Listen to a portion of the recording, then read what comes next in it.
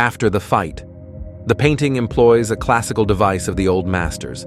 The figure is placed against a dark background, from which the young man's face and chest emerge thanks to soft, yet directed light. This approach recalls the school of Caravaggio and Rembrandt, where dramatic lighting heightened the inner tension of the subject.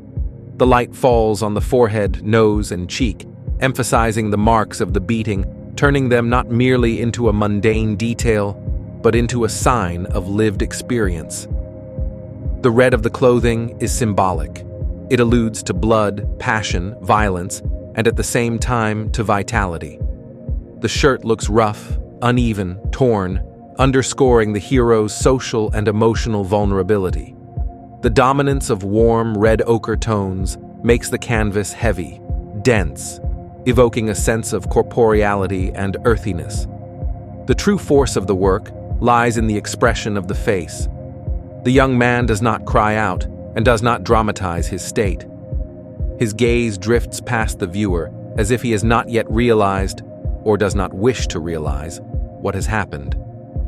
It is a silent resilience in which one senses not only adolescent vulnerability, but also a masculine initiation, perhaps a first encounter with pain. Thus, After the Fight can be read as a universal metaphor for the passage from youth to adulthood, where violence appears as one of the trials. The title is laconic, yet multifaceted.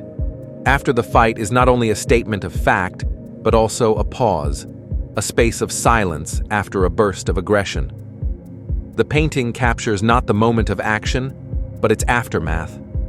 There is no dynamic here, only oppressive stillness. This choice links the work to the tradition of the psychological portrait of the 19th to 20th centuries, where the event itself mattered less than its reflection in the human soul. As a social commentary, it becomes testimony to cruelty, adolescent conflict, and street culture, where physical violence turns into a norm. As an existential symbol, it is the image of a young man confronted with this experience.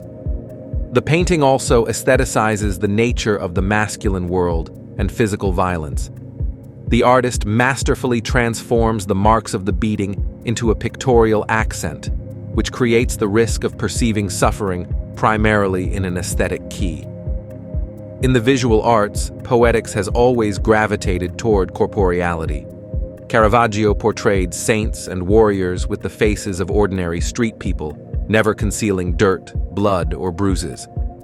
In the 19th century, the realists depicted men's labor and brawls as everyday occurrences, while 20th century artists, from the expressionists to socialist art, turned male aggression into the image of an epoch, a sign of social brutality. After the Fight continues this tradition. There is no myth of the heroic duel here, only the tired face of a youth, only the silence after an outburst of violence. Yet it is precisely in this silence that true poetics emerges.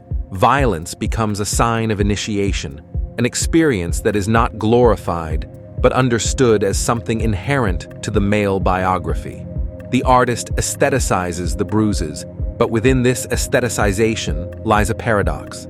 Violence becomes not only a social trauma, but also a universal symbol of growing up.